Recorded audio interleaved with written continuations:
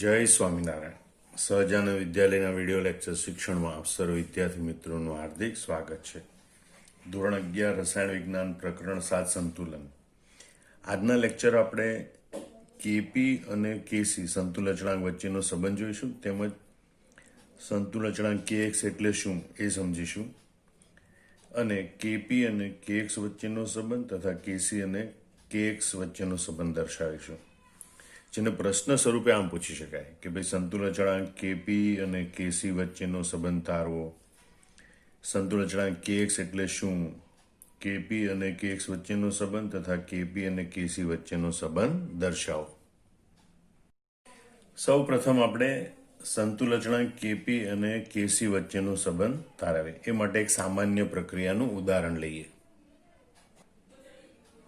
વાયુરૂપ પદાર્થો ધરાવતી એક પ્રતિવર્તી પ્રક્રિયાનું સંતુલિત સમીકરણ નીચે પ્રમાણે છે, જેને આપણે લખીએ એ પ્લસ બી, બધા વાયુરૂપ ઘટકો છે, એમની વચ્ચે પ્રક્રિયા થઈ નિપજ સી, એના સી મોલ, અને નિપજ ડી, એના ડી મોલ બને. આ બધા ઘટકો વાયુરૂપ ઘટકો છે.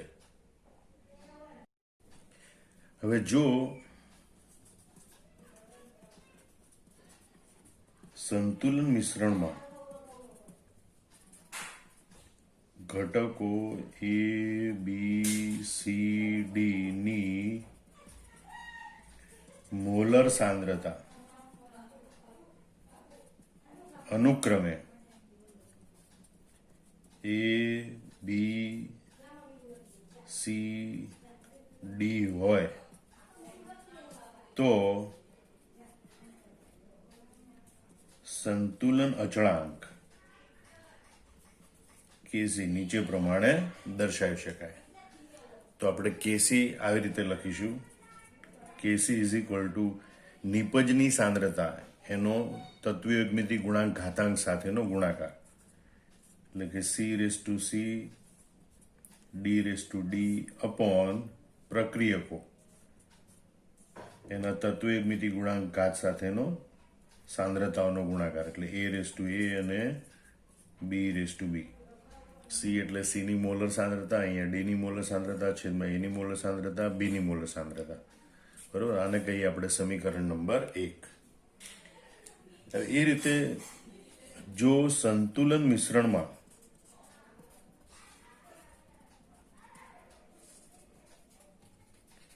વાયુરૂપ ઘટકો એ બી સી ડી ના આંશિક દબાણ અનુક્રમે પીએ, પીબી, પીસી અને પીડી હોય તો સંતુલન અચળાંક કેપી આ પ્રમાણે દર્શાવી શકાય. કેપી ઇઝ ઇક્વલ ટુ નિપજના આંશિક દબાણ પીસીની સી ઘાત ગુણ્યા પીડીની ડી ઘાત અપોન પીએની એ ઘાત ગુણ્યા પીબીની બી ઘાત. બરાબર, એને આપણે કહીએ સમીકરણ નંબર 2. આમ સંતુલન અચળાંક કેસી અને સંતુલન અચળાંક કેપીના સમીકરણ દર્શાવે છે. હવે આપણે એ બંને વચ્ચેના સંબંધ તારવા માટે આદર્શ વાયુ સમીકરણનો ઉપયોગ કરીશું. એટલે પહેલા એ જોઈએ કે આદર્શ વાયુ સમીકરણ એટલે શું. તો કે ભાઈ આદર્શ વાયુ સમીકરણ મુજબ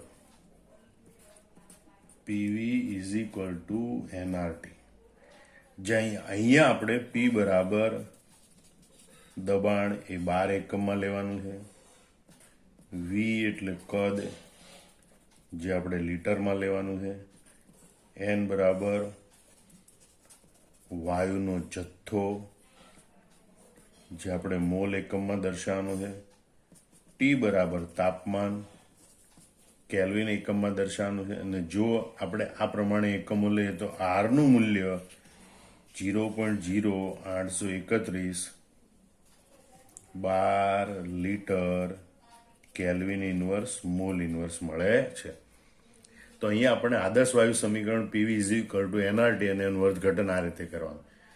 હવે અહીંયા વી છે એને છેદમાં લીધું પી બરાબર N upon V R T, બરોબર, જ્યાં એન અપોન વી બરાબર સી એટલે કે મોલર સાંદ્રતા, બરોબર, કારણ કે એન એટલે મોલ અને લીટરમાં લેવાનું, મોલ પ્રતિ લીટર એટલે એને કહેવાય મોલર સાંદ્રતા, અને માટે આ સમીકરણ લઈ શકાય પી ઇઝ ઇક્વલ ટુ CRT, બરોબર.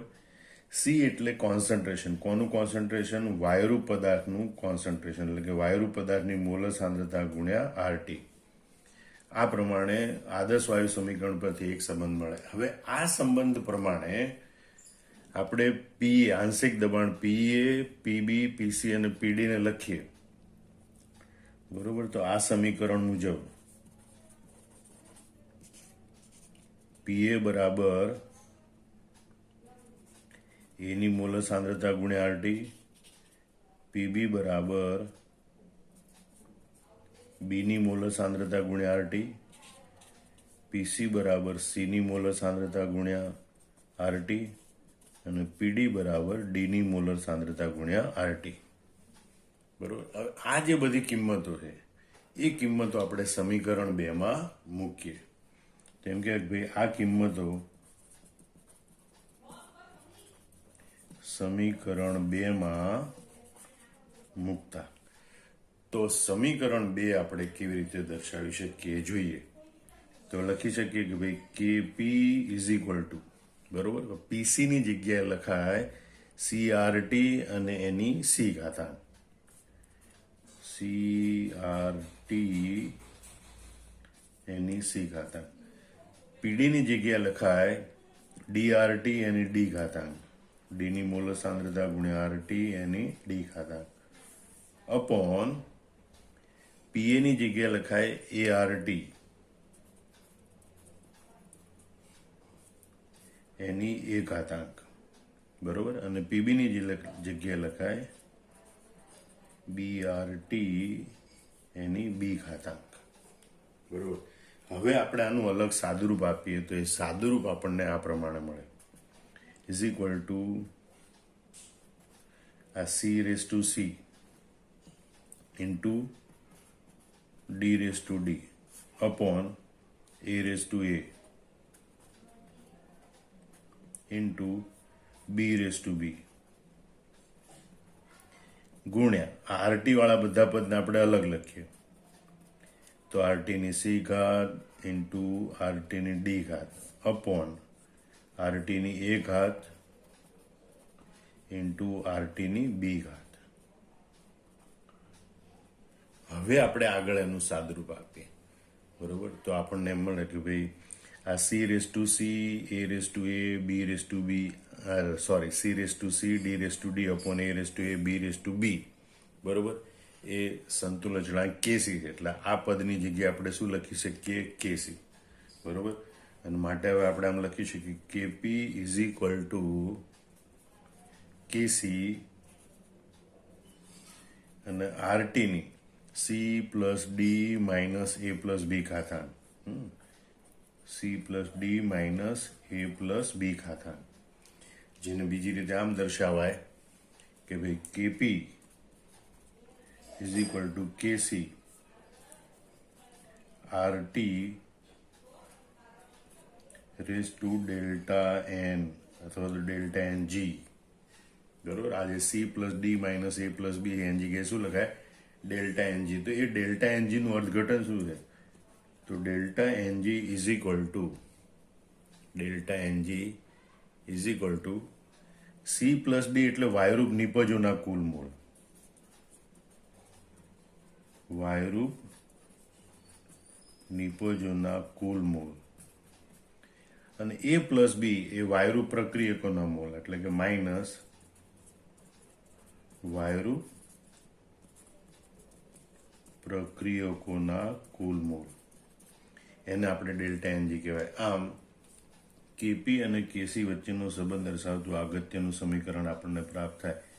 KP is equal to KC RT raise to delta NG, જ્યાં ડેલ્ટા એનજી બરાબર વાયુરૂપ નિપજોના કુલ મોલ માઇનસ વાયુરૂપ પ્રક્રિયકોના કુલ મોલ. આ ડેલ્ટા એનજીના મૂલ્યના આધારે કેપી અને કેસી વચ્ચેના સંબંધનું અનુમાન કરી શકાય. એ 3 રીતે આપણે કહી શકીએ કે ભાઈ જો delta NG is equal to 0 તો KP is equal to KC થાય. તો KP is equal to KC થાય, કારણ કે આનું મૂલ્ય અહીં 0 લઈએ તો આ પદ 1 થઈ જાય, એના માટે કેપી બરાબર કેસી. તો જો delta NG is greater than 0 એટલે કે ડેલ્ટા એનજીનું મૂલ્ય ધન હોય તો કેપીનું મૂલ્ય કેસી કરતાં વધારે, એટલે KP is greater than KC થાય. અને ત્રીજો વિકલ્પ છે કે જો delta NG is less than 0 એટલે કે ડેલ્ટા એનજીનું મૂલ્ય ઋણ હોય તો KP is less than KC થાય. બરાબર, એટલે કે વાયુરૂપ નિપજોના કુલ મોલની સંખ્યા વધારે હોય તો ડેલ્ટા એનજી ગ્રેટર દેન 0 મળે તો કેપી ગ્રેટર દેન કેસી થાય. જો વાયુરૂપ નિપજોના કુલ મોલની સંખ્યા ઓછી હોય પ્રક્રિયકોના મોલ કરતાં તો delta NG is less than 0 થાય, એટલે કે ઋણ મૂલ્ય મળે તો KP is less than KC હોય છે. આમ કેપી અને કેસી વચ્ચેનો સંબંધ આ રીતે તારવી શકાય. હવે આપણે જોઈએ ભાઈ સંતુલન અચળાંક kx એટલે શું. બરોબર, તો જો સંતુલન મિશ્રણમાં રહેલા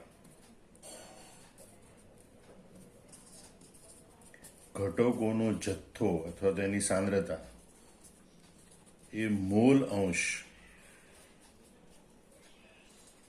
એકમમાં દર્શાવવામાં આવે તો સંતુલન અચળાંક ને kx વડે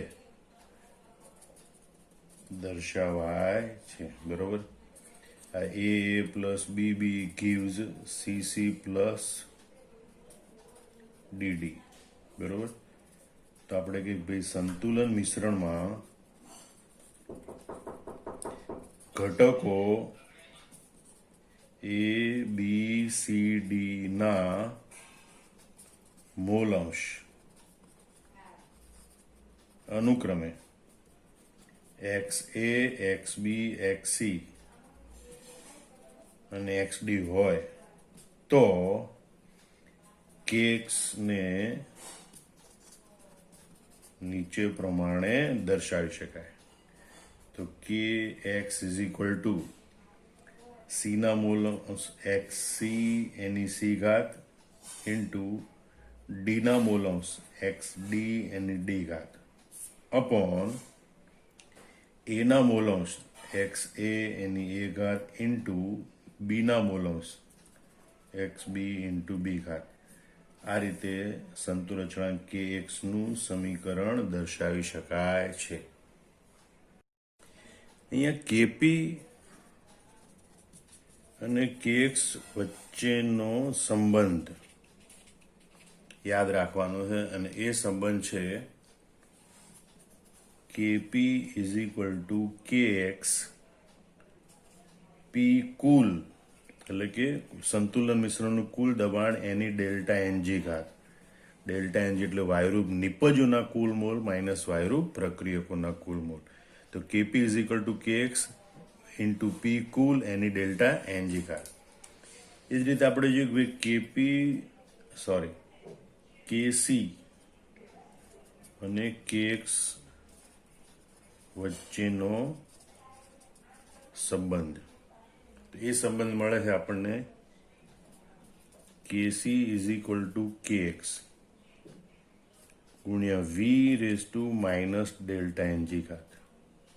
બરોબર છે, વી એટલે પ્રક્રિયા પ્રણાલીનું કુલ કદ. બરોબર, આમ KC is equal to kx into V raise to minus delta NG ઘાત. ડેલ્ટા એનજી એટલે તો વાયુરૂપ નિપજોના કુલ મોલ માઇનસ વાયુરૂપ પ્રક્રિયકોના કુલ મોલ. તો આ બે અગત્યના સંબંધો પણ યાદ રાખવાના. kx એટલે મોલ અંશના સંદર્ભમાં પ્રક્રિયકોને નિપજોનો જથ્થો દર્શાવવામાં આવે ત્યારનો સંતુલન અચળાંક. આમ કેપી, કેસી અને kx આ ત્રણેય સંતુલન અચળાંક બરોબર સમજી લેવા અને તૈયાર કરવા. જય સ્વામિનારાયણ.